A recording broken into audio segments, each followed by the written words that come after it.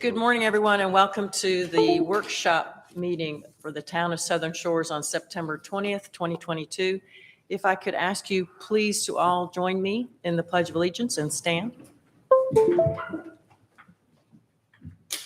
I pledge allegiance to the flag of the United States of America and to the republic for which it stands, one nation, under God, indivisible, with liberty and justice for all. Thank you very much. I would ask now for just a brief moment of silence.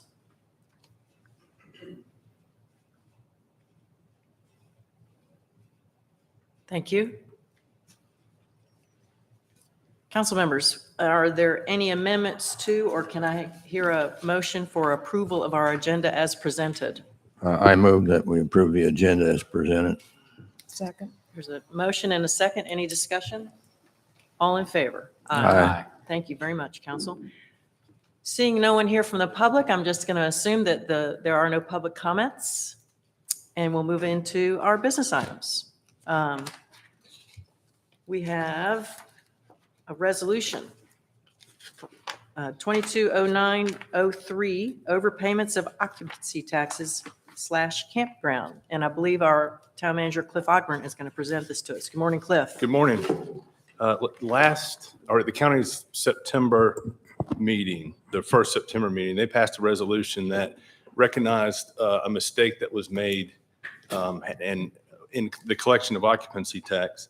There was a bill passed maybe 10 years ago that stated that campgrounds no longer were to pay occupancy tax, but that was for campground spots, not the cabin. But if you were just renting a spot and putting your own tent, you weren't supposed to be paying occupancy tax. That earlier this year, one of the campground owners recognized that mistake. And so the county's gone back and they've looked at all the occupancy tax that they collected by mistake over the last 10 years and are looking at how to go about reimbursing those that paid this, that shouldn't have paid it, to reimburse them their money. As y'all know, the occupancy that's collected throughout Dare County is divided up in shares. There's a portion that goes to Beach Nourishment. There's a portion that goes to the Tourist Bureau. There's a portion that goes to the county, and then the 6 municipalities split what's left. So we get a share. So the maximum that we would have to pay, there's some question about the statute of limitations. The Dare County says it's 3 years. The campground owners say it's 10. But even if it was 10 years, the maximum we would have to pay back would be $160,000. If it is 3 years, we're looking at closer to $50,000. So the county passed a resolution recognizing this.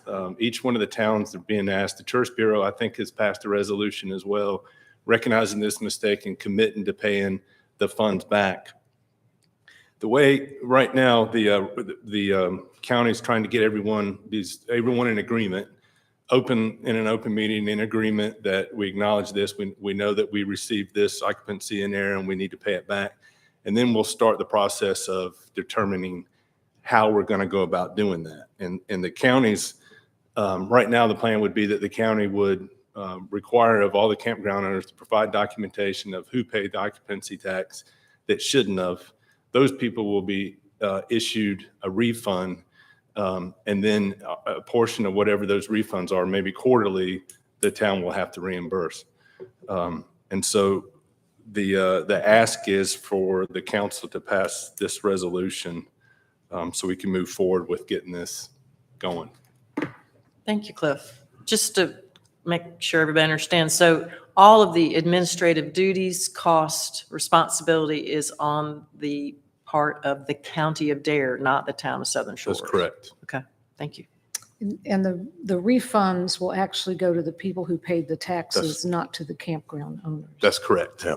They'll have to provide documentation of proof that a receipt or a reservation or a payment or something, and those individuals will be issued a check directly. And the county, like the mayor said, the county will take care of all that, and we should be invoiced at some period. Council, any other questions for Cliff? Nope. Can I hear a motion to approve the resolution 2022-09-03, overpayments of occupancy tax, campgrounds? So- So moved. I'll second it. We have a motion, we have a second, thank you. Any further discussion? Nope. All those in favor? Aye. Against? None. Passes. Thank you. Thank you, Cliff. Appreciate that.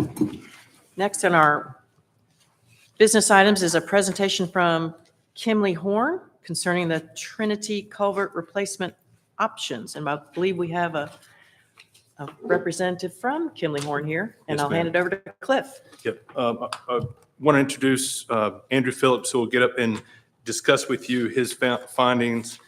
Back in July, you all authorized a contract to Kimley Horn to look at 4 tasks. And the idea is to try and get you all in a position to where you're comfortable in pursuing one of the 3 options for the replacement of the Trinity Culvert.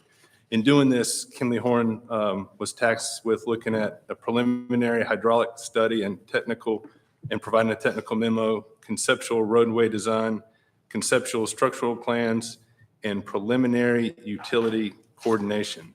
So Andrew's here today to explain to you his findings of the 3 alternatives that he was asked to look at. And I'll, as a reminder, those 3 alternatives were replacing the culvert with a flat slab bridge, a cord slab bridge, or a precast arch. So I will turn it over. Thank you, Cliff. Again, my name is Andrew Phillips, Kimley Horn. I've been practicing civil engineering for about 13 years now. So basically, as Cliff said, I'll kind of dive in a little bit more. The Trinity Pipe Arch Culvert, I'm not sure if any of y'all are familiar with it, have been out to that site. It's right up the road.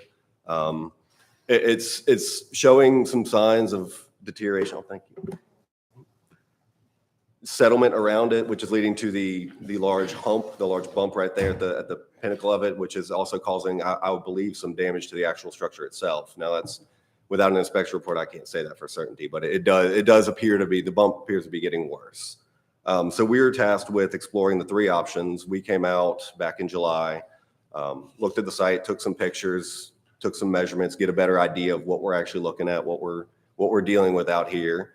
And I think we got some good information. From there, we went back and our environmental specialist did some research, reached out to Coast Guard specifically about the opening, the vertical opening, which I know is a large topic of conversation. This is kind of presently it's hard to, well, basically we found that we can't lower that. So the low point of that structure without potentially jumping through a lot of hoops will be very, very difficult to do. And I strongly believe that Coast Guard would not budge on that. They deem this a navigable water because of the fact that boat traffic can go through. It's open enough to allow boat traffic. So Coast Guard is the regulatory agency in here. Our environmental specialist did reach out to them, like I said, at the very beginning, have not received any confirmation back that they have received it or can offer any advice to us. So at this point, we're under the assumption that we must continue to maintain that low point. So that's going to drive the opening of this vertically. The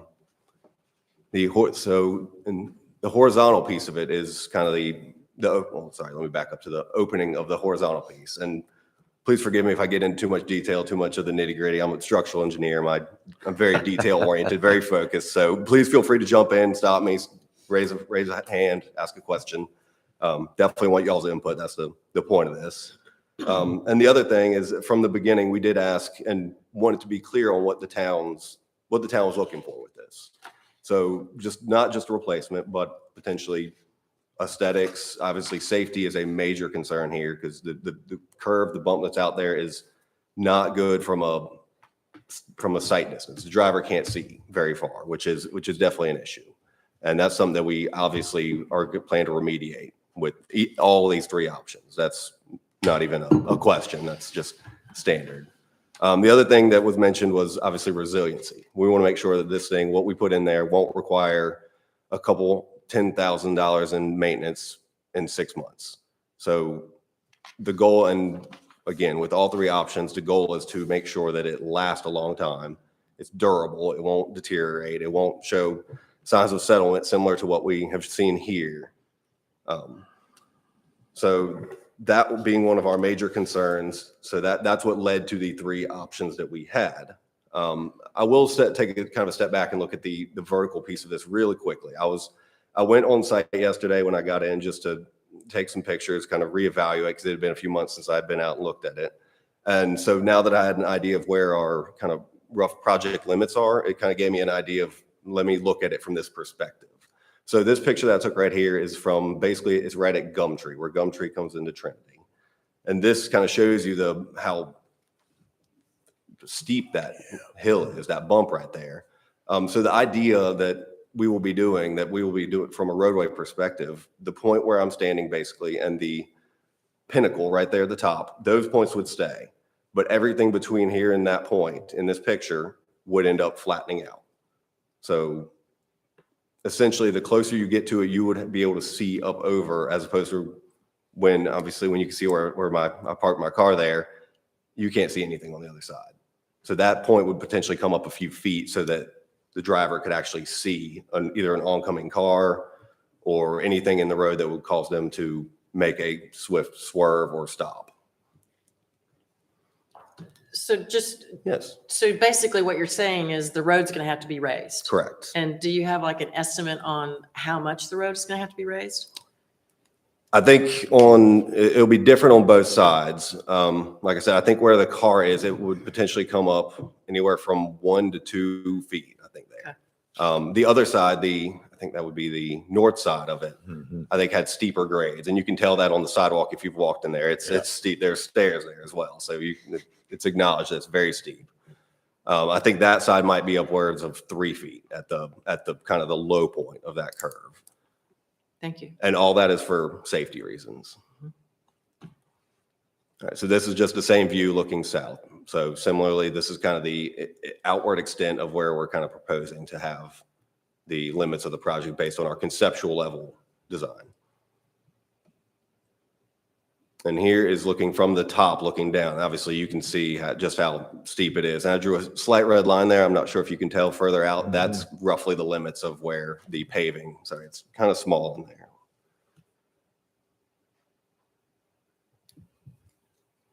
And then similarly on the opposite side, looking south. And with raising the grade through both sides of this, we will actually improve driveway sight distance at the driveway right here. The closest ones would be improved because instead of coming down and looking left or right and not seeing anything beyond the hill, it will be potentially a foot or two higher, similar to the roadway grade, to where they can look and actually see if a vehicle is coming. So it would remediate drivers along the roadway, their sight, as well as the nearby driveways that are impacted. They would improve as well. And again, this is true of all three alternatives we looked at. The roadway grade that was, like I said, safety and a primary importance with all this. Just a quick look down at the pipe, and you can see kind of how it started to push in right there at the peak. So from here, I'll kind of get into the actual alternatives, unless y'all have any specific questions relating to kind of the roadway and how the vertical was set as well as the horizontal. When you raise that road 1 or 2 feet where that driveway came in, Yes, sir. does that impact stormwater movement? It would absolutely, and that would be something that in final design, the roadway drainage would be addressed. and taken care of. It would have to be improved because anytime you're raising the grade, anytime Yeah, I you're can changing the see roadway section, putting in- yes, it would, that would absolutely be taken care of. Okay. And what will be the impact on adjacent property owners? I mean, what's going to happen to their driveway? I have the same concerns as Leo does, although I think that sight line definitely needs to be improved. Well, will they incorporate their driveways into the new roadway? Is that going to be an expense for them, or how will that? This would all fall on the project. Anything that the project limits are touching.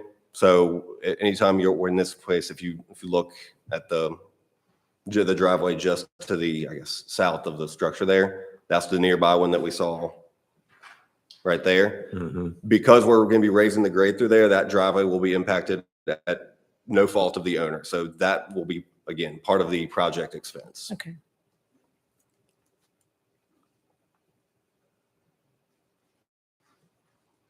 So alternatives 1 and 2, these are the flat slab and the cord slab alternatives. These are essentially going to be identical from a plan view looking down as well as a profile view of the user, the driver. They will look almost identical. The only major difference in the two, and I'm not going to talk too much separately on both of them because again, they're so similar and you can see that in the price that they're not a lot different, is the flat slab is actually a cast in place concrete. So everything is done on site. Everything's formed on site and poured, and there's no large cranes coming in for that standpoint. We tried to base everything off of South Carolina DOT. They have standard drawings that they typically use for these designs, these flat slab designs. So we contacted our South Carolina office, and South Carolina is where they've used them. We have a South Carolina office. Yeah. just clarify. So we asked them just kind of could they shed some light on this type of structure, because I know John Abel with Division 1 had mentioned this one specifically. And I'll be honest, I've never used them in North Carolina. And when we reached out to South Carolina, they could find no evidence that they're used with any frequency in lately either. So I'm not sure if something's fallen out of favor with them or not. Personally, I don't see any issues with it. My opinion, it would shut down the canal longer because you'd have a lot of over water work where you had to form up and pour everything and let it set the whole time. That to me is the biggest difference and the biggest downfall of option 1 with the flat slab. Option 2, the cord slab, I feel like is my opinion, the better alternative because they're precast units cast in a yard in Chesapeake, Virginia, and they'll be shipped here. They'll be set.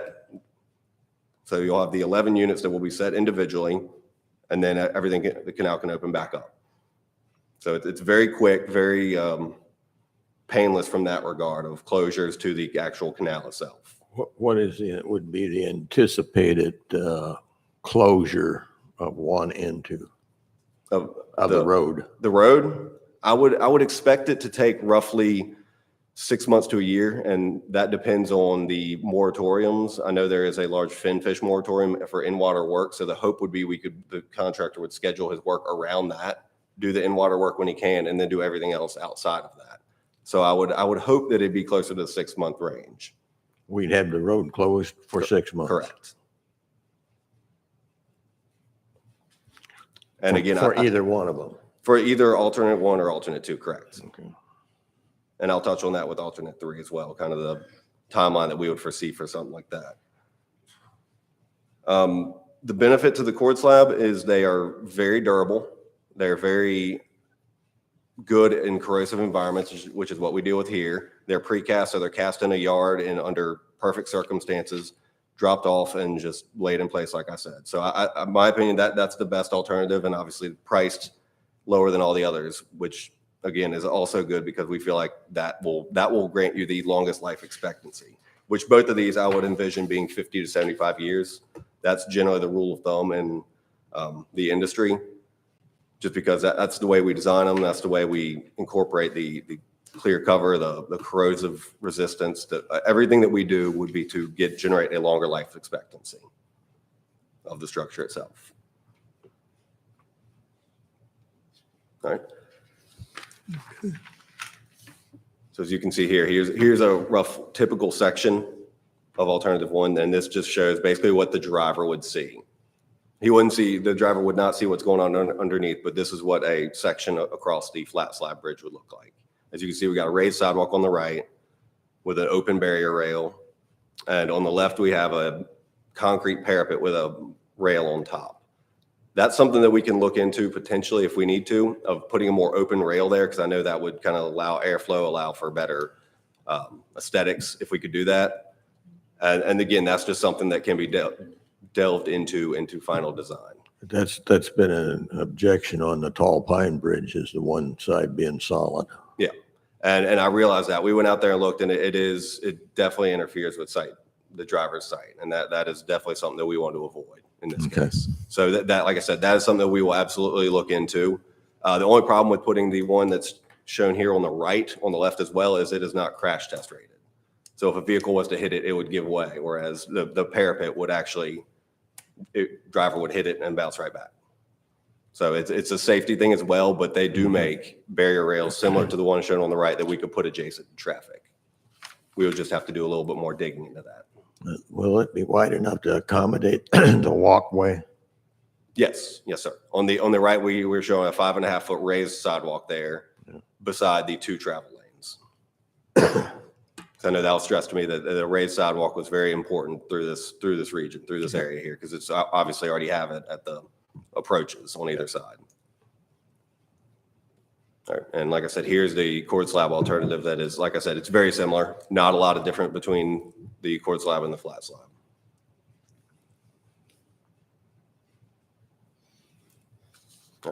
All right. And here's basically I was able to find a representative picture of what this could look like. This one is larger. The opening is probably 45, 50 feet, whereas we'd be dealing with a 28 to 30 foot. So you just envision it being a little more pinched in. This would basically be what it would look like. Now, what we could do, and because I know aesthetics are important, is you could use form liners, which basically would, instead of just a look of concrete up there, as you see, you could have it look a little more imprinted to where you could have a stone facade looking on those large concrete elements that might add a little bit more aesthetics for the user, for the boat traffic down there. Those are options, and aesthetics are something that can absolutely be incorporated into any of these alternatives. It's kind of it's something that is important and can be addressed.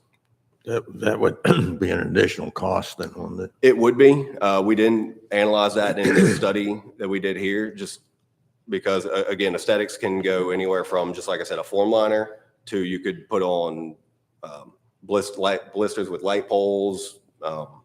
It's basically endless is the extent of the aesthetics. So that's something that we would have to have a little bit more discussion about to figure out exactly what the town would like to see in regard to that. And then we could price it from there. Back to the height. Yes, sir. Would it then be the same height at the Tall Pine? Because they should be similar, I would think. Yes, sir. We actually, when we were out here in July, after we took measurements at the Trinity Trail structure, we went down to the Tall Pines one to take a look and actually measure what is the water surface elevation up to the actual structure itself. And I think they were within about 6 inches based on our high level measurement taken from the top of the bridge. Okay. And if I can, and so that under that design, the access for boat traffic would actually be better than what Correct. they have now? Correct. On all of these examples, we are opening up the width of the actual channel itself more, which is part of our hydraulic study when we reached out to the floodplain manager to assure them that we were not closing it. All we're doing is opening it, which again will better everyone. Okay, alternative 3. From this perspective, it is relatively no different. I believe on the west approach on the right side of the screen, the extent traveled out another 50 feet, and that's only because we had to actually raise the grade a little bit at this case at the actual structure. And that was only due to the fill requirements on top of the actual precast arch itself. So no different here. Same premise of improved sightline, improved driveway, sightline. Everything else is identical to the first 2. And the road be closed for the same amount of time, 6 months? This one is a little, I think this one would probably be a little bit longer, in my opinion. We've reached out to several precasters that do these sort of things and asked them what their expected time life is for both life expectancy as well as the actual closure. And unfortunately, they were not able to shed any light on that. But my opinion, looking at it and knowing that there are multiple elements that need to be cast, placed as a part of this, whereas the others are just piles, invent for your foundation, and then your actual beam or bridge piece. Whereas this one will have footer, pedestal, the arch itself, and then the retaining walls that run parallel to it. So in my opinion, there's a lot more happening with this one. So I think it would take longer to actually construct. Thank you. Yes, sir. Again, this one would do similar. It would actually open the canal even wider. I think we're showing 28 feet in this case, and that's purely because of the way that we would have to construct it by removing the existing and putting in the pedestal and the foundations and then building up. So I think this one would open it a little bit more and provide the same vertical access. And these are also precast units, similar to the cord slab. They would come from, I think Contec is a very big manufacturer of these. They do a lot of work in coastal environments and all over the state. So they were able to help guide us in this regard. Are they the same company that provided the material down at Jug Handle? Because all their stuff was precast, Yes. shipped down there. That one actually might have come from the location where we had looked at getting the cord slabs from. It's I think it's a coastal precast, pre-stress. Okay. And they're up in, like I said, Chesapeake, Virginia, and they have another location in Wilmington. So there's many places that do this. The arch is more of a specialized type of structure, so a specific company has to do them. I think there are a few, but Contec is the largest one that we've dealt with in prior experience. Okay. Here is a representative picture of a Conspan arch, a Contec arch. Now, it's not apples to apples because the water level would be higher. I think the retaining walls might be a little bit longer on either side, and there would be actual pedestals that the arch itself would be sitting on. And all of these options will have a deep foundation, meaning piles that are driven down deep into the ground in order to prevent these settlement issues like you're currently seeing out there.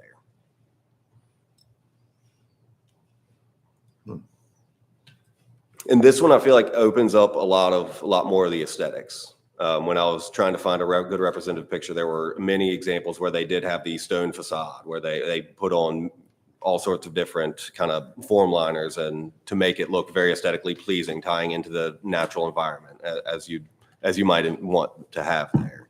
So I feel like this option, albeit the more expensive, and I feel like would end up being the longer construction duration, does open up more aesthetics. At least for the boat user. For the user, the roadway user, the driver, it would look no different than a normal road. You wouldn't see any different. There would be a raised sidewalk, and it would just be a road. There's no visible structure where a bridge, you would actually see bridge, whereas this would just be a roadway. No different.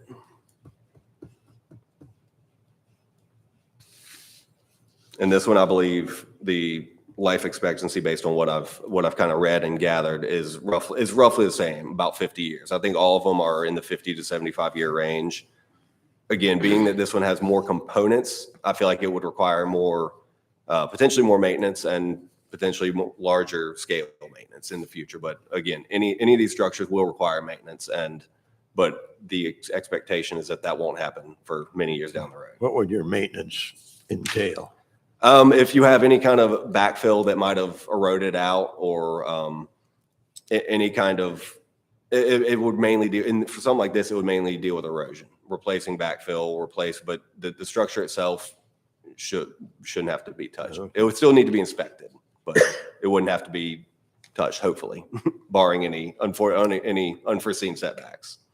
Now, because that design is different than the tube we got in there, would the state be doing the inspection like the Tall Pine? With all three of these options, we'd be able to get it on the state DOT inspection. Correct. So every 2 years, any one of these options would be inspected. Okay. All right, so that's all I had to kind of present you and give you the information. Do y'all have any questions immediately from that? I know there's a lot of kind of, not ambiguity, but just a lot of things up in the air. I realize that are important to y'all, and I want to make sure we're addressing those with the presentation as well as with the potential replacement.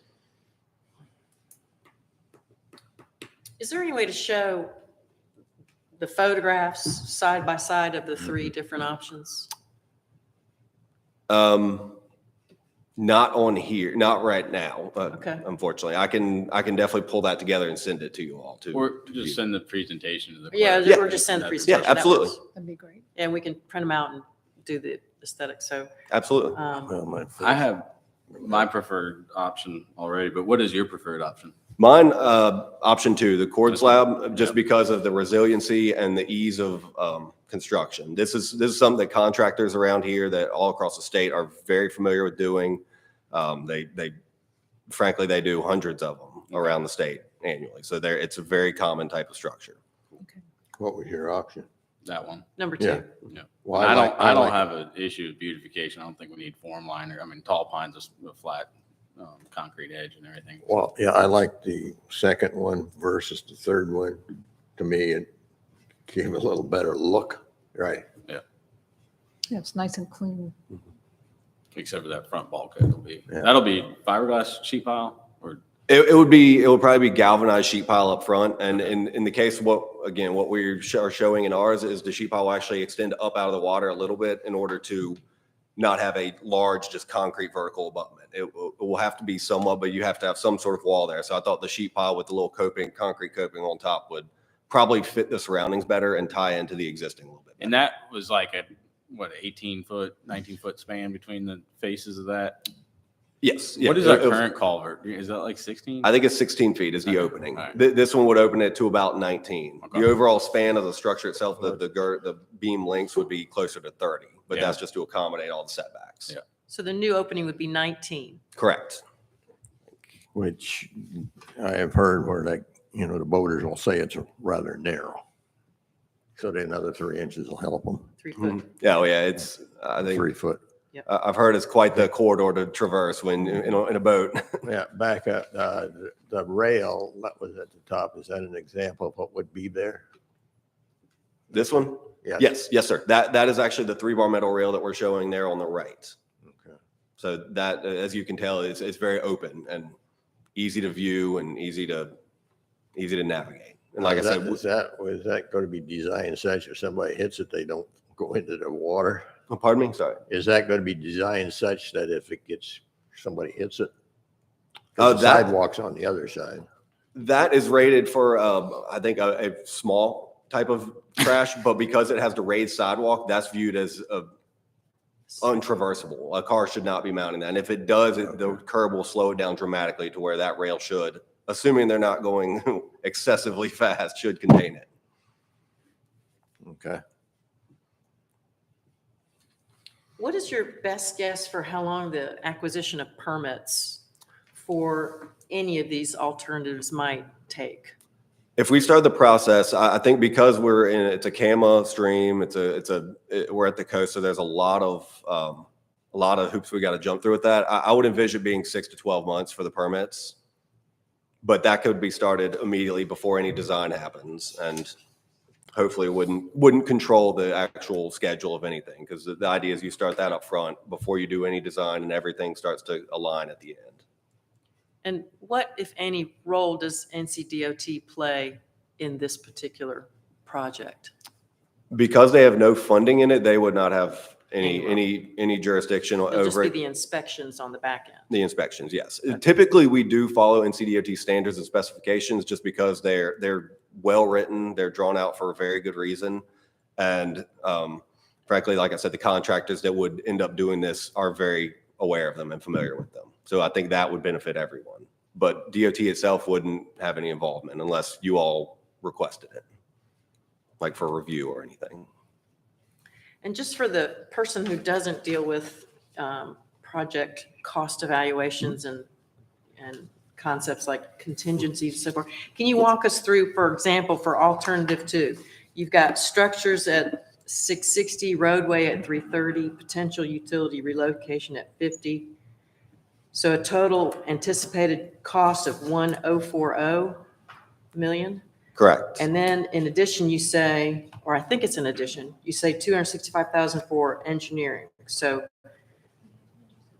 and you say in the paragraph above, or maybe the paragraph on the front, you say contingency multiplier of 40% for the alternative, for the structure, and roadway for 30. So basically what I'm asking you to answer is, give me the low end and the high end based on what you've given us here for this alternative two, for example.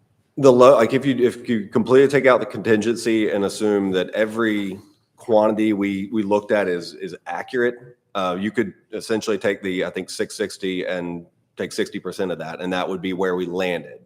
Now, because of the level of design we performed, the preliminary analysis, that's why we have that contingency, because those quantities might change. We had to estimate pile lengths, we had to estimate amount of concrete. So that's where that comes in. I think it's a pretty good guess what we put in, or not guess, pretty good, pretty accurate numbers that we put in, because we actually do look at it and we do try to put numbers to it. But the 40% is strictly meant to kind of cover everyone and make sure that we're not telling you a number that you say, okay, it's going to cost us $700,000 to do it, and then come back construction cost at $1 million. It's to help mitigate that. So again, that number in theory is meant to come down, the contingency. And as you get into final design and start refining your numbers, sharpening your pencil, getting the quantities closer, more accurate, that contingency should come down to be 5%, 10% tops. But in theory, but also at the same time, the quantities might go up.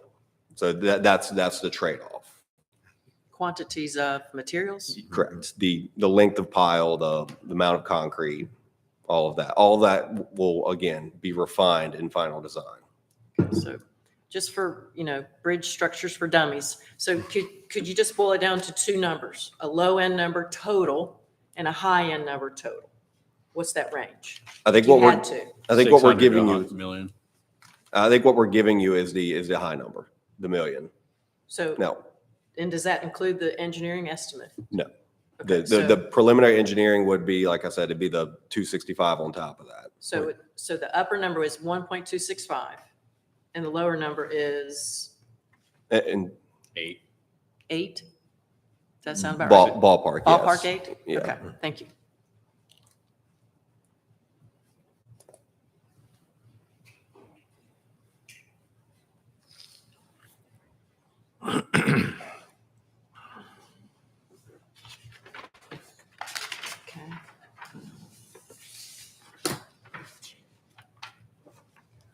Okay. Mayor, do you mind if I ask a question? Do you mind? I'm hard-headed, Go so I for gotta it. ask.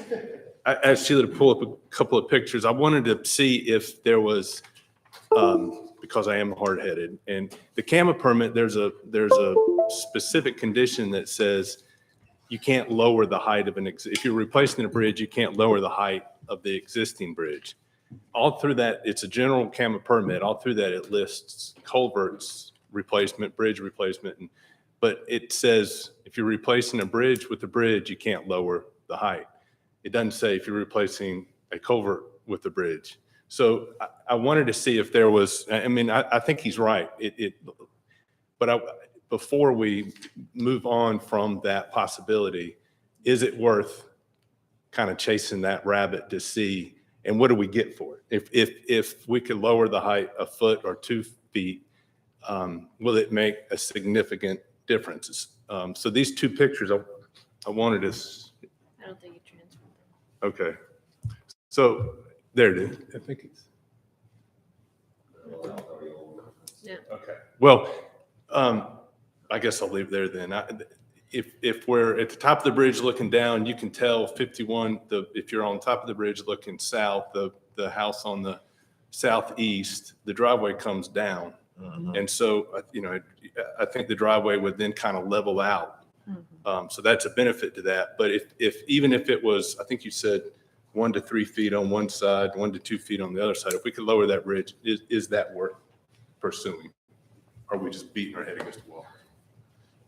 Like I said, when I followed up with our environmental specialist to ask him again about this, because we've had several conversations and I didn't want to completely beat it down. I wanted to just make sure I was clear and understood the process, because I'm not an environmental expert. He is, so I leave it to him. He did mention that if we could get a meeting with Coast Guard and have a discussion, that it is on the table, but there is no guarantee. And I mean, based on the camera regulations, I think we'd be hard pressed for them to budge on something like that. But he did say at least if we could get a meeting with them, we could have the conversation and find out if it is even an option.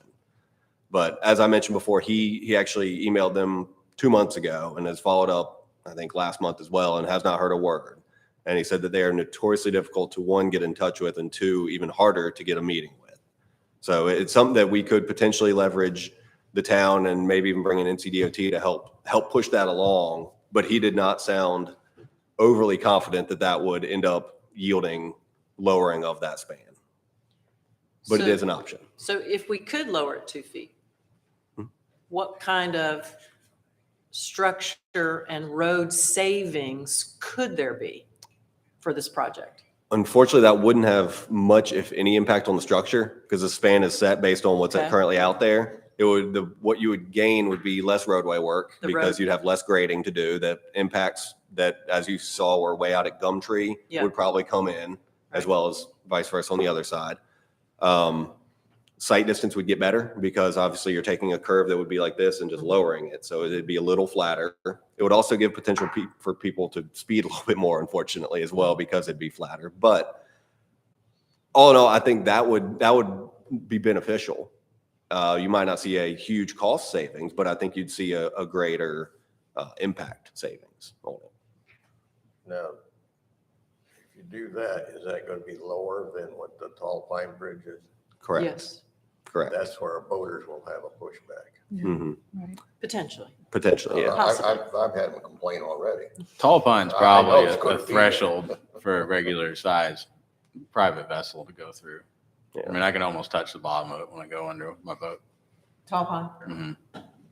And so that's right. I mean, the other one is lower, the one that goes into the marina, that's the lowest one we have. Right. That one, sometimes with the tides, I can't go under it. But, so we do have lower present in our system, but I think, I don't know how many people go through that. I rarely go through Yeah, that I don't know culvert, that- but, Yeah, I don't know how much boat traffic is Well, a thing but if over we there. lower it, it'll be a negative impact. Yes.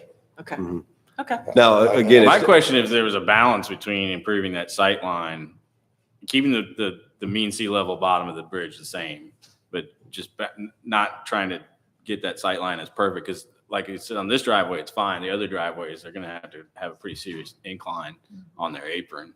I think on the opposite side of the bridge, it would be, there was one driveway that I saw that it's not going to dramatically change it, but it said, like, most of them, as you see here, are coming down, the driveway's coming down to meet the roadway. So that'll absolutely help them. We're bringing it up. We're going to make it more level. I think Cliff's trying to find it, but on the opposite side of the bridge or the structure, there's a driveway that kind of comes up a little bit and then goes down. So Yeah. potentially, I guess we tie it up a little bit You can more and marry just it together. make them a bigger incline. But again, it wouldn't be something that would negatively impact them, because the purpose of the project is to help. So Yeah. we wouldn't make it harder for them to get into their driveway. I always think I'm crossing the Wright Memorial Bridge or Virginia Dare Bridge. I'm used to seeing a big hump in a bridge. This sight line's not as critical, but I'm probably wrong in that. It's probably very critical. I know our roadway crew, because the ASHTO regulations, the guiding documents that we use to set these curves, to set these sight distances, he didn't get to, but he wanted to look at what the actual sight distance was, or what the curve was on this one, and because it's not meeting regulation right now. Gotcha. It's Yeah. what we've shown with the limits is based on a 30-mile-an-hour design speed, which is Okay. posted 25, knowing most people go 30. That's the way it's designed. Now, the other option that could potentially bring it in a little bit would be lowering the speed limit, but I think because of the straightaway, people are still going to go 30 and beyond. So unfortunately, I don't think that get us any savings from a design speed standpoint. Council, any more questions? Yep, could you say something about the impact on residents for these utility relocations? For the utility relocations, the service would never be cut off if the actual relocation is required. Okay. The big one that we were hoping to avoid and we were able to was the water line. There's a water line that runs parallel to the structure, but it's already been moved. It's been offset, I think, 100 feet off of the structure itself. So that's already out of the way. That's the big one. There might be some power and communications that are running that were when the structure was replaced back in, I think, 2014. That might be under the canal. That will be impacted and have to be moved, but service would never be lost by anyone during that time. Anybody else, Council? No, I asked all my questions.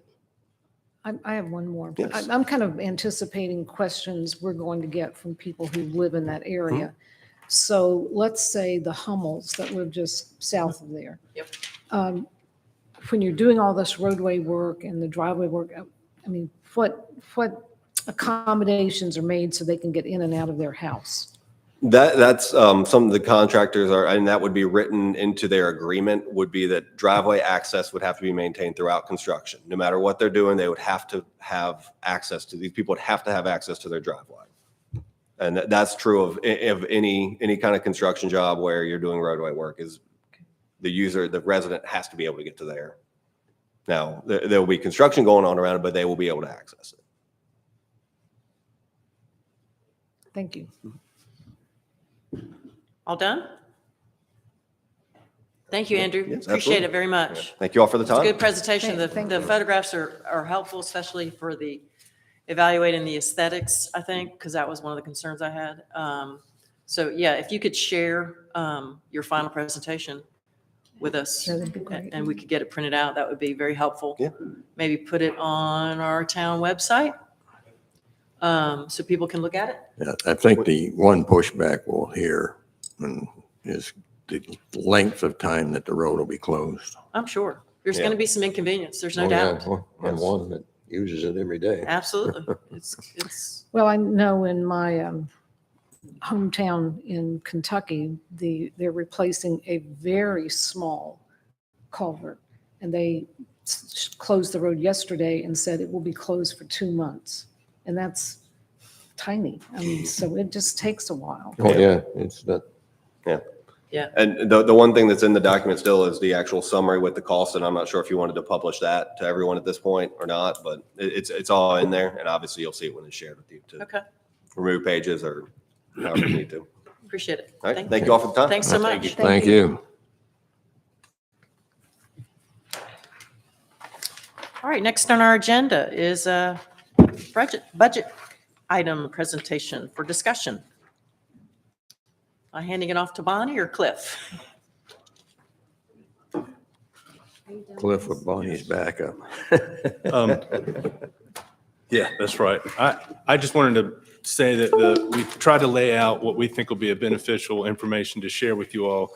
We're hoping to get some feedback from you because in your packet, we put out a calendar that we think would be a yearly calendar that would consider these quarterly budget reviews. This year, the first quarter, we're only talking about July and August. So we wanted to see if we could get some feedback from you all while we're going through this to make sure we're giving you the information you want and we're giving you the overview that you want so that we can just, improve and make these better when we move on. So the first thing I'm going to ask is that Bonnie come up and kind of go through and we've tried to consider this as a public benefit as well. So some of this you may, clearly know and think that, okay, why is he going over this? But we want to make sure we're doing this for the public benefit as well. So Bonnie's going to start, I think, with going over the July and August financials. Good morning, Bonnie. Good morning.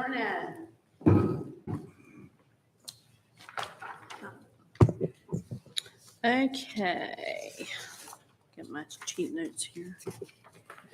As you will see, I sent, I think what's in the packet here is what I sent you all, the August. And when I look at that, those August financial statements, there's a few things that stick out to me. And like Cliff said, it's still pretty early on in this budget year, but there are a few things that I want to bring to your attention that I think we may have to visit at a later date. On the revenue page, there's a couple of things that stick out to me there. The first, and this is a good thing, is the interest. So the interest has been all over the place, and I was able to get the yield sheet for you so you could kind of see what we have been experiencing, and it goes all the way back to 2010. But just to give you a little idea, for the FY 1920 year, the amount of interest that we collected was $77,730. The next year, it was $1,351. Now, this was COVID. So, Council, if you want to turn to page 37, you can read along with Bonnie talking. Sorry, thank no, you. that's okay. So we went from 77,730 to 1,351, and then we did finish last year at 15,265. As you can see, it started coming around May, June timeframe, and it's anticipated to stay and to continue to grow like it has. Now, with that in mind, what I predict where we should end up if, the bottom doesn't fall out again, we should end up at about $225,000 for interest this year. As you can see, that is well above what we have budgeted. It's just a moving target. It's just so hard to tell. So what my recommendations are, we have a budget amendment that's going to be coming to you in October. The first place we're going to pull any budget amendments is going to increase the revenue line for interest income to help offset the expense line. So first and foremost, anything that we have that we need to do, that will come from that line. So I wanted to bring that to your attention. And the revenues, the other thing is the miscellaneous revenue. Now, what is reflected in the miscellaneous revenue thus far is, if you remember, you did a budget amendment at the last meeting for the police department for their iCloud storage, about $10,000. We got a refund check from the vendor because the vendor went out of business. So what we have to do is we have to increase that revenue and the expense because now they have to go find another vendor. But that's reflected in there. And also the amicus brief, as of the end of August, we had received money from 3 entities, which was the Town of Duck, the Tourist Bureau, and the Duck Community and Business Alliance. We did receive our share from Currituck County, but that will be reflected in your September statements. So those are the things that I wanted to bring to your attention in the revenues.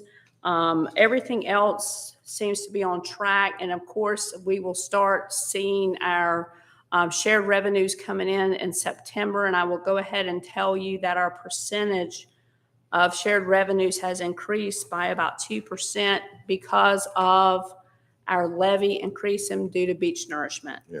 What that means is this will be the first year that we will collect more money on shared revenues as a result of our levy being more. So those are anticipated to be coming in higher. Thus, they were budgeted at a much higher rate this year. Going into the expenditures, a few things that stand out to me there in the administration department. Our insurance thus far, so that number looks really big because those are due in July. So the only thing that will come from that is if we have any other claims, and we're going to claim that we're not this year. But basically the increase in that, $6,500 in our workers' comp and liability insurance, and that's due to equipment that we have added, vehicles, equipment that the Public Works Department got, et cetera, and also salary increases. We pay a percentage of whatever our salaries are into workers' comp when we do that. So the total in that was about 6,500. So unless we have any additional, insurance claims throughout the year, which we have till June 30th. What's our workman's comp rate? Um, Normally, if it's below 1, you're good. If it's above 1, you need to do something. Yeah, they give that to me at the end of the year. They give me the report. I have not gotten the one for this year, but we have not had very many claims at all, so I think we should be in good shape. But it's due to the salaries, that the increase in the salaries is what. But they usually give me that report. It should be any time now. So I get that annual report from them. Like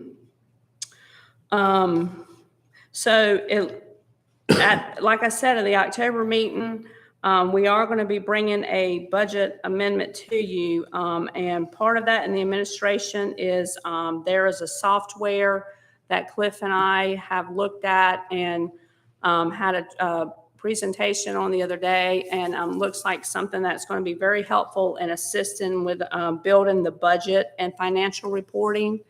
That's about $5,000 annually. So that will be part of a total of a $10,000 budget amendment that will be coming to the council. Like I said, that will be offset by the interest income. So the $5,000 is for that particular software. Moving on to the police department. As you know, we do have some vacancies in the police department, but what that is causing is an increase in our overtime. So we actually have 5 officers out. That's 3 vacancies and 2 are on leave. So that means that our officers that are currently working are having to work overtime. So we may or may not have to do something about that, but about the salaries. But at this time, what we do need to do is we need to adjust for the advertising and the medical testing that is going to require for those 3 positions. So $4,500 of the budget amendment in October is going to be to cover those expenses in the police department. Okay, moving on to the sanitation department. The months of July and August have shown an increase in tonnage and fuel surcharge. It's about 32 tons more this July and August versus last July and August, and about $2,600 more in fuel surcharge versus this same time last year.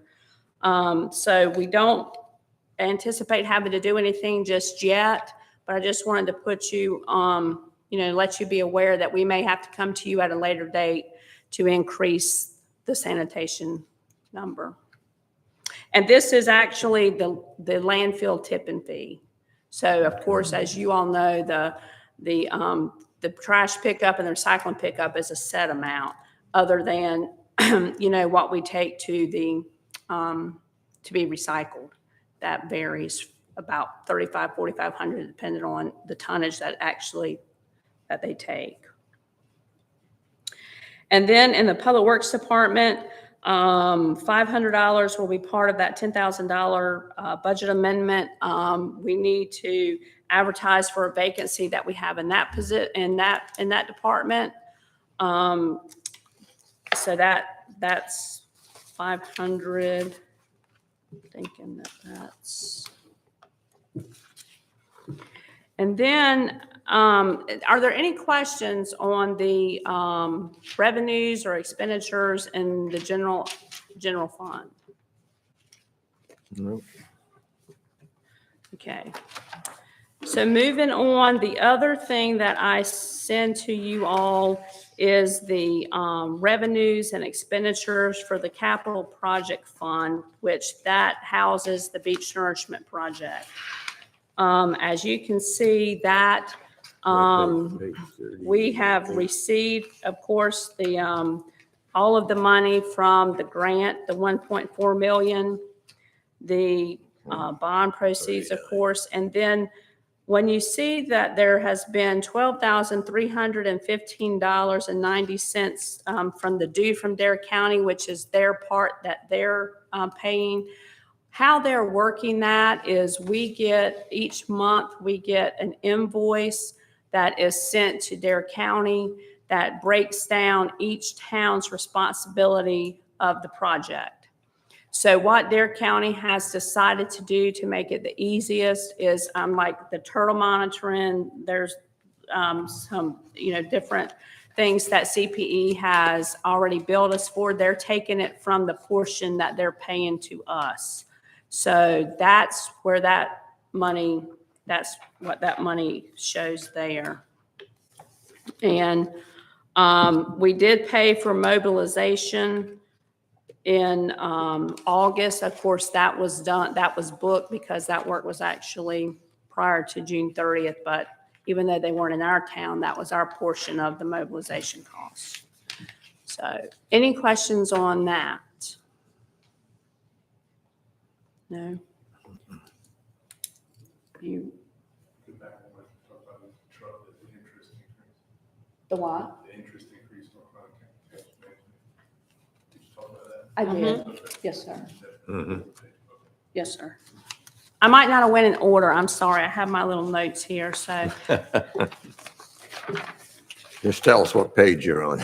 Right. Just real quick, Bonnie, because your interest estimate is so significantly by, order of magnitude different. Do you feel pretty good about that projection, Absolutely. the 225,000? Yeah, so what we have actually received is the 31,000. So 2 months in, that's what we've received so far. Okay.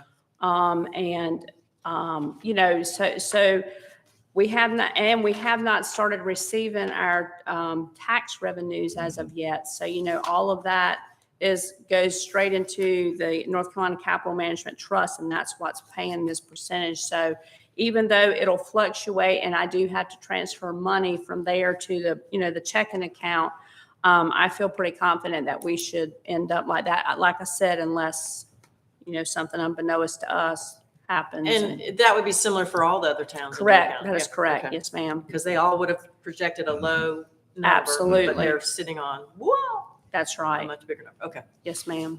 Okay. You look at the rate on that chart. there, Yeah. See what it is. Yeah, it's It crazy. goes from clear back in January, Tiddlins to Yeah. 2.14. You want me to do it?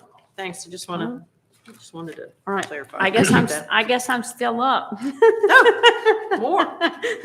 Cliff asked me if I was okay doing the, on the 5-year, and I don't know what page that is, the 5-year 40. Okay, I see it. It's at the bottom right corner, page 40 of your Okay. book.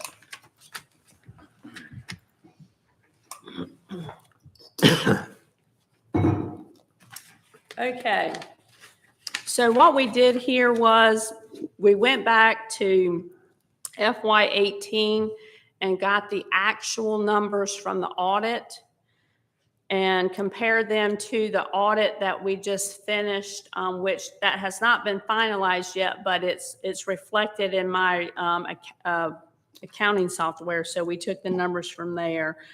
And what we did was we did the percentage change from FY18 to 22 and did that out to FY28 to kind of see where we thought we would end up if things continue the way that they were, that, the expenditures grew by this percentage and the revenues the same way. And you'll see on the expenditure side, the administration department, code enforcement, so all of them coming down total to the 7.2 million. Now, what we did do is we took the streets out and put it separately at the bottom. And the reason I did that is, as you can see, the difference. So when we look at FY 17-18 total to FY 21-22, that doesn't give us a true picture because last year we didn't do any major street projects. So I didn't want that to skew the number as far as the percentages. So we kind of took that out. And the things that we were able to really predict out to 7.2 million.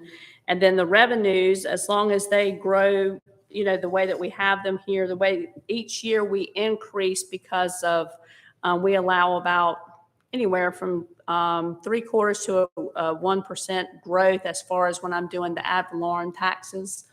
So that's usually a pretty good rule of thumb that you can use. And then on the shared revenues, what we are anticipating as far as increases. Now, if you'll look at the land transfer, of course, you'll notice that $261,004 is not 129.53% of the FY22 number. That's because they keep saying, you know, we're leveling out. And even this year, we actually budgeted less than what we received last year. But I can tell you, we have received the first quarter, and it's not leveled out yet.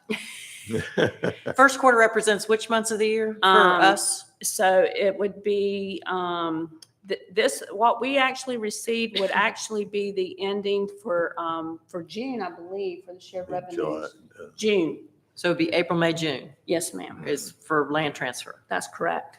Okay. So where we usually, I mean, we're 3 times the amount we usually get, which is where we've been the last year and a half. So it's not leveled out yet. But that doesn't make up a huge percentage of our revenues, but the rest do, and I feel pretty confident with those numbers. And then if you see the 7.9 million is where we anticipate the revenues will be if they continue on the growth that we've had over the last 5 years. Now, with that being said, you can see that that is revenues over expenditures, but it is not taken into consideration street projects. So if you add your street projects in there, then you will have a deficiency. Any questions?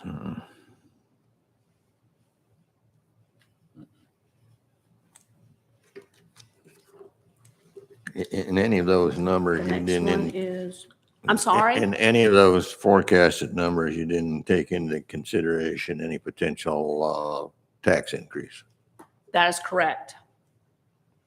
That's correct. And of course, if you have a tax increase, then that's going to affect not only your property taxes, your shared revenues and that sort of thing. Yeah. That is correct. The next page would be. Yeah, and if you will look, speaking of a tax increase, if you'll look on the next page, page 41,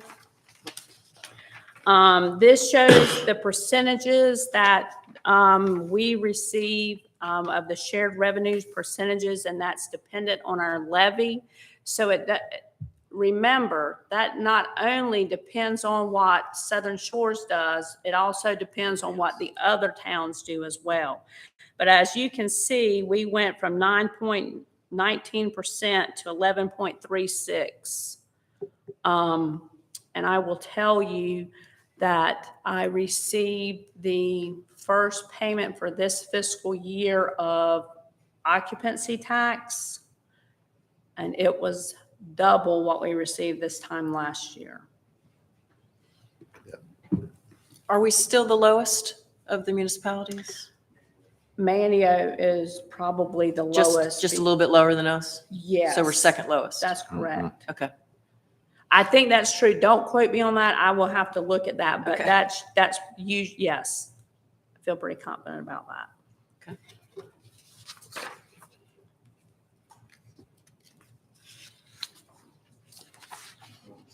Keep going. No. Okay. Let's see here. What we're looking at. Oh, 42. Okay. Okay. If we turn to page 43. So this is something that the auditor puts together each year when she completes the audit, which We are anticipating that that will be presented either at our October, possibly November meeting, depending on when she gets it all wrapped up. But as you can look at this, it shows that our unassigned fund balance is going to be $6.5 million. The resolution that the council adopted for emergency fund to keep a minimum of 3 million. Once you back that out, then that means that the council has $3.5 million to do as they see fit. For instance, Trinity Bridge, whatever you want to do. I know that there are we've got some things listed out in the capital projects list there of some ideas that we have, but I just wanted to let you all know that that's where we are ending up for this year. So that's a good place to be, 3.5 million.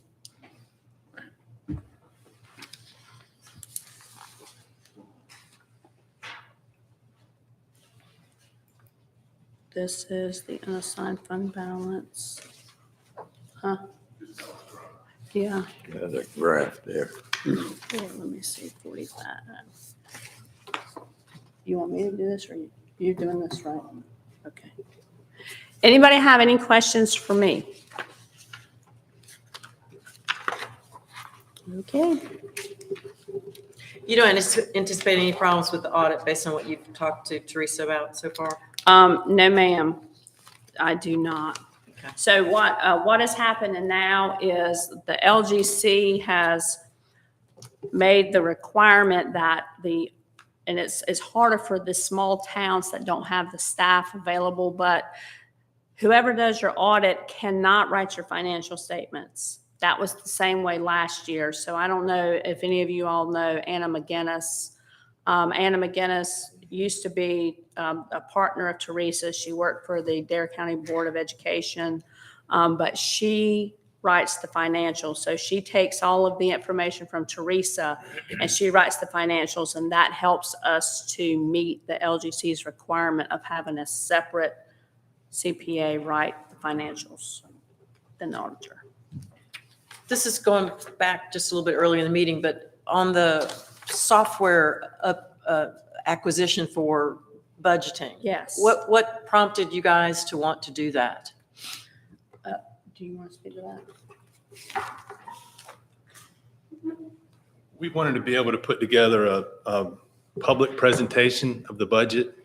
And right now what we're doing is we're using bits and pieces of documents and putting them together. This software package would link with our financial software, Abila, and it would produce a document with all the graphs and charts and information. It would link to demographics. It would link to the fund balance, financial statements, the audit, and it would just put together a much neater presentation of the budget. Okay. And at that meeting, I can briefly, without boring you, show you an example of what it would do Okay. for us. I was just curious. No, it sounds like a good thing. I just was curious. Okay. But council, before we continue with a short discussion, Can we have a break? can I call for a quick break? Sure. Thank you. We'll be back in 5 minutes or less. Paul's been sitting on her.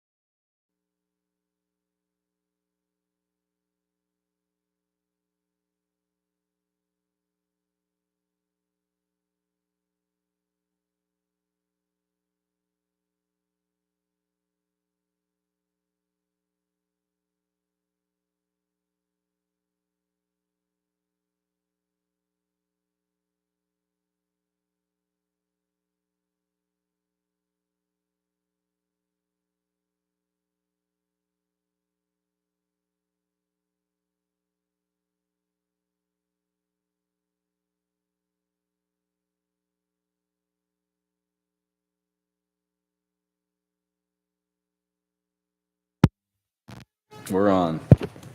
These aren't on. Yeah, they are. Now they are. Thank you for that. Now we're back in session. Appreciate it. Cliff? I'm going to go back and answer one of your questions about the share, where we kind of rank. And I had pulled up the occupancy tax distribution as it related to the campgrounds, but the percentages are the same. And we are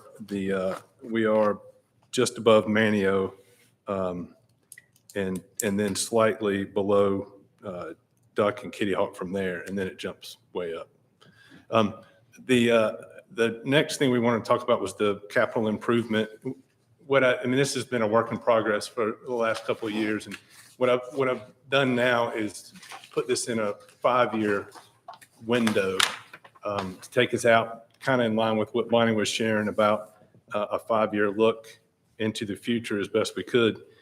But at the beginning of your memo for this, what we said was there were some things we wanted to consider maybe now, or now as in the next couple of fiscal years. And obviously the Trinity culvert replacement is something that's not in the budget, but it is something we could put in the capital improvement plan.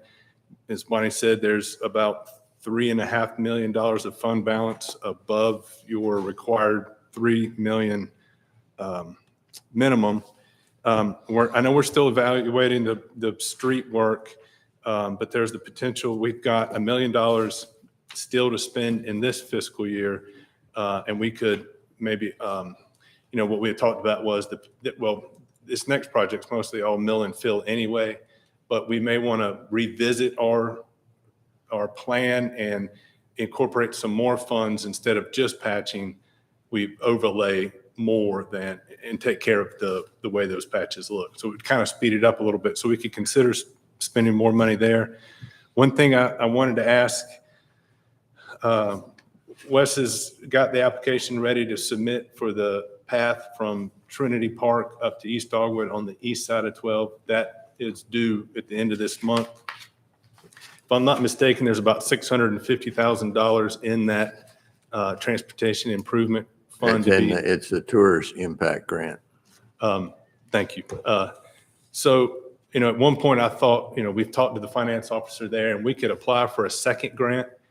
But with that amount of money, I'm not sure that it would, and I'm not sure that we'd be successful, because what we're asking for, 80,000. Yeah, if our estimates are right and without using a 40% contingency, we'd be asking for about $80,000 to $100,000 of that 650. So to do any more, we may just need to kind of. And there's a large number that are requesting funds. And last year, in years past, you could apply and they'd apply it around and you may not get funds or you may. This past year, what they did was, rather than send somebody home with nothing, they spread it around a little differently. So everybody got something, but they didn't get the full amount that they requested. I was trying to think. And what happened was, at one point, there was 900,000 in there. Well, that was during the pandemic, and we didn't have the request for funds. Well, that started to change last year, and then this year, I forget what Diane told me. There's like 9 or 10 or so groups are wanting funding. So we'll apply. If we get the full amount, I'd be happy, but I don't know if we will. Yeah, my thinking was we could take advantage of an opportunity to try and get funding for Hillcrest to Sea Oats. But that's a longer stretch, a more expensive stretch. So that may be something, unless you all think it's worth applying, we just kind of maybe put in the plan, but discuss later. Would it make sense to punt to a future year? Yeah. Yeah, there may also be, and I can come back later with this, Parks and Recreation Trust Fund. If we can show a system of sidewalks that we're connecting, if we go up Hickory to Hillcrest and we're connecting Sea Oats Park to the tennis courts and we're connecting to the beach accesses, we may be able to, they may look favorably upon that application versus just a simple. Are there also potentially state level grants for pedestrian That, assistance? yes. There's that one. There's also if we were going to, I've been asked several times about the path from North Dogwood up to Hillcrest. There's that unimproved path there. There's money, there's actually a trails program that we could take advantage of to apply to get Okay. that improved. But yeah, there are other opportunities. So it sounds like instead of going for 2 from the local tourism board, maybe we should just go for 1 and Yeah. then go through these other potential grant opportunities that are from different funding sources for some other ideas. Yeah, I think focusing on that more dangerous stretch, the triangle to East Dogwood. Yeah, that's Focus what I on was that sort of this asking, what year. the priority, to me, that's the priority. Yeah, I mean, that's what we talked about back in March, Yep. correct? That's where it came out. So I would think, And either we go for a tourism grant next year for Hillcrest to Seoats, or Yeah. we find additional funding for it. Yeah. I'm sorry. Go ahead. I was going to rush through it, but We're going to, we're still pursuing the Chickahawk sidewalk, and that is not budgeted, so that would be a use of fund balance to getting that sidewalk Mhm. removed off the edge of the road. We're actually restarting that now. good. The Public Works renovations, the Public Works Director has reached back out to Flores Design, who you will remember originally put together the needs as kind of the building code issues and the needs, and we, went to, bid with that, and it was just bad timing. But we do want to go ahead and pursue the renovations to the Public Works building. We'd like to be able to provide conditioned space for them to meet, for them to simply take breaks, to eat lunch. And the offices and the bathroom in that facility need to be renovated. It's time. So if we're going to continue, if it's okay, to pursue getting those renovations done now versus later. And then the Gene Gite Stormwater Project is currently out to bid. We should be getting those bids back here by the end of the month. And we don't know what the cost there will be, but that's another use of the fund balance. So these are the things that we would encourage you to think about in this 5-year plan, funding sooner rather than later. And I'll stop there to see if we're on the right page. I think with the Public Works building, you definitely are. I know it's something I looked at with the mayor when we were first elected, the last cycle. David was over there, 3-4 months ago, poking around too. So that, I would accelerate that if you can. And that includes fixing the hole in the roof? That's been done, right? That's done. Oh, is the hole is fixed? Nice. Well done. So no more, okay. No more good. leaks. No more leaks. And That's then- good. The other general fund, I mean, we're talking about the sidewalk, just moving forward with this Trinity Trail culvert. I think there might be grants available for that as well, maybe. When I was goofing around on the state website, I could cause trouble, but rural road access. Yeah. We did get a grant, like for Tall Pine, Mm-hmm. but I don't know. That funding is done, isn't it? The one we accessed for that. But I think it's as we're doing the planning and all that other stuff. Wasn't some of that federal funds I I saw? believe it was. Tall pine. Mm-hmm. Well, remember, we have, in that 3.5 that million was is a federal grant, because that's ARP money. Yeah. So to the tune of just under $1 million. One thing I'd like to ask is if at some point, in order to develop these plans, could we consider, that we have 3 that I can find, 3 documents, stormwater plans that I think we ought to revisit. And if appropriate, maybe a council member and staff or 2 council members, we could sit back down and revisit where we're headed. Because right now, I don't feel like we have a stormwater plan. I mean, we've or updated and here. If you ask me what project we're pursuing right now, I'm not comfortable with It's that. They're triage. kind of, Yeah. they're I call them the one-off projects. We have some that affect smaller properties. We have some that affect bigger properties. We've got some that could be $1 million, some that could be 50,000. But I'd like to be able to, if it's okay, put that group together to revisit where we are and where we're headed with these stormwater plans so we can incorporate those into this CIP. That's one ask. The other ask is at the appropriate time, so we can revisit the pavement plan. I know it's early. I know we've only done 1 year and it's not even, we hadn't even paid for it. But if we've got $1 million budgeted for this year, I'd like to be able to sit down again with that same group and figure out how are we going to, staff can put together a plan and then we discuss how we're going to move forward with that. Those are two things I'd like to ask for in putting this together, continuing to put this together. The other thing I'd ask is, do we have, we've put a lot of projects on here that without funding them, and we really hadn't talked about whether or not how to prioritize these. We've just discussed a few, but then there's some others in the plan that we haven't put a dollar figure to. They're there to be recognized as, in the next 5 years, I would think each one of these could be things that we're faced with. But like I said, we don't have dollars to the line item. What's the 40,000 for the Dick White Bridge?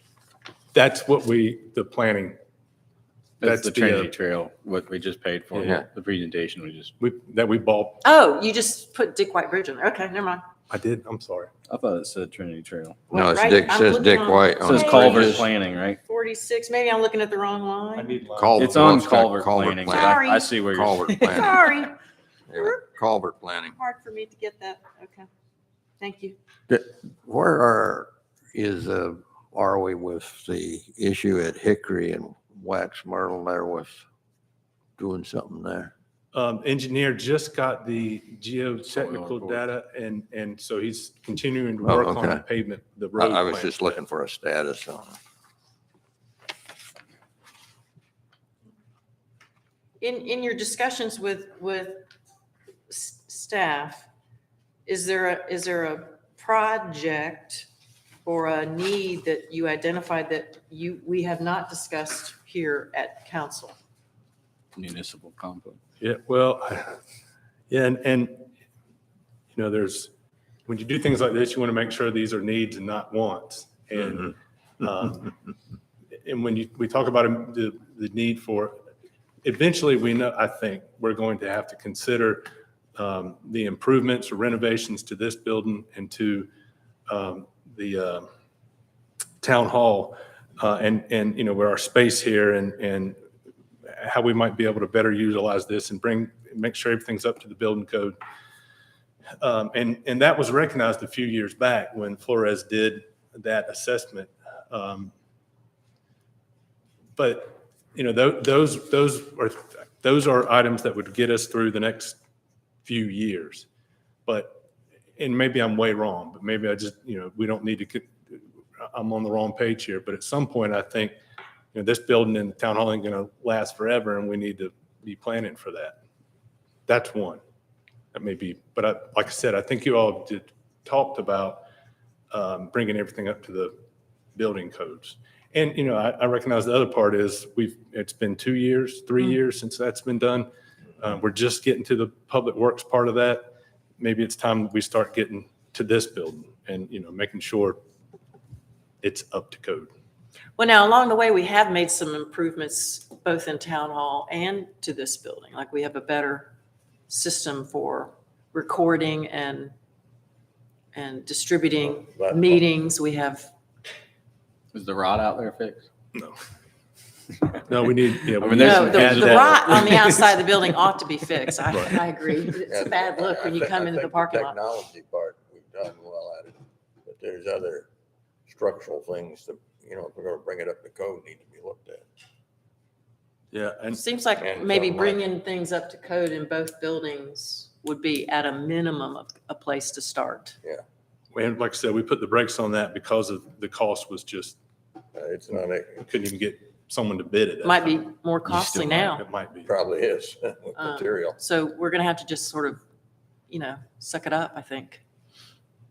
Yeah, we can add that to this list of immediate looks. I Yeah, think, and start figuring like tangible things that can be accomplished, rather than down the road, some kind of master plan for the whole complex. Kind of catch some of the low-hanging fruit Yeah. first. I Like think, something needs to be painted to protect it from leaking or rotting further. Let's go ahead and tackle that. Would be my That thought. Roof, what's the status? Is the roof in good shape, bad shape? just the major items, I guess. Yeah. So could you, let's see, I don't want to put too much on you. Is that something you could put together for the January Absolutely. discussion? Yes, ma'am. Okay. Other- Does that other- sound reasonable? I don't think there's any, I don't know of anything else that's not budgeted, or at least in the discussion to be included in this budget that's on this list. We spend a lot of time talking about buildings and streets and sidewalks, but, our human capital is also very important to the town and the community, and making sure that our staff is getting all the resources that they need is also important. So don't forget about that part, I guess I would say. Okay.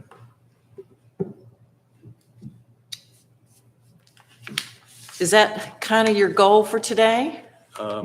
Yes, the other items, we included the pavement plan, but we'll come back to you maybe in October with a more, a charge for those two committees, and ask you to maybe appoint a couple of council members to those. So just to get an idea for the two committees that Cliff is talking about from the four of us, because Mark's not with us today, but interest in participating in one or both of those committees? Is it 4 yeses? Is it 3 yeses and no? Sure, all nodding heads? Yes. Okay. Sure. So if you all are in agreement, I'll try to, do a 2 and 2 kind of thing, so that we get some council member participation in at least one committee. Okay. Okay. Thank you. So that's kind of how we plan for this Okay. first quarterly review. Does Okay. the engineering for Trinity Trail, does that have to go out to bid? Or are we allowed to? The mini, yes, It a does. request for qualifications. Yeah, that would be the next step, is to put that RFQ out there. I don't Is there an know. attached expense to that, or can we just move forward? That. I don't want to rush you. I mean, No, that would be, I'm sorry, ask your question again. I mean, To put together RFQ, is are we that? prepared to go ahead and do that and then maybe approve it? And you tell us. I mean, if you need 90 days to That's, do it, that's well, fine. no, that's the too. next step in the process, is if we're going to design alternative 2, then we would put that RFQ out for the design of that bridge. Do you want to put that on the October agenda? Yes, I Okay. think we got to get some of this moving when you look at the timeframes of permitting and Yes. everything go, Design, Okay. he's talking about. So agenda item for October 4th? And I don't know if there's a way to do this or not, but if we could, if you were alternative 2 was the alternative, then, that's what we'll put out to an RFQ, but maybe there's an opportunity to bid more than one alternative, but I don't know if that's necessary. I'm, mean, if- I'm sort of stuck on 2 I think- as That makes the, it easier. Yeah, it does make it easier. Well, I think. I just when you hear like- the structural engineer saying that's the one that's the option he well, prefers. and I just like the look of it, the design of it. It gives you an illusion it's a little wide. Well, it is a little wider, Yeah. but not that Get a little much. width, keep the height. Yeah. Okay. All right. So I'm good. you're good? Council comments? Anybody? No, I don't have any today. Leo, Paula, Matt, any comments? I'll just reiterate my offer. Our house is pretty close to where the Ground beach zero. nourishment is going to be centered. And I'm fine with anybody from town, council, staff, whatever, parking. You can park at our house and just walk. You don't have to bug us. We don't have to be home. You just walk through the pool area out to the beach. There was a lot of activity there yesterday. I'm not sure how much there is today. And we didn't mention the big news of the town, which is the beach nourishment project is imminent. I mean, that, Underway. and I guess we sort of sideways talked about it, but it is here. It's going, And you'll be doing the regular Updates, updates, and probably some special emails, I'm assuming. I'm anticipating any time now the pipe to start. I mean, actually, Andrew stayed at the Hilton last night, and I asked him, were they moving pipe through yet? I mean, it's that any minute now. Yeah. And we'll get pictures of that and put a email broadcast out Okay, that it's when it starts. good. That's good. So no more comments? Nope. May I entertain a motion to adjourn? So moved. Second? Second. And all in favor? Aye. Thank you so much. Thank you, staff. How was your legal municipality meeting?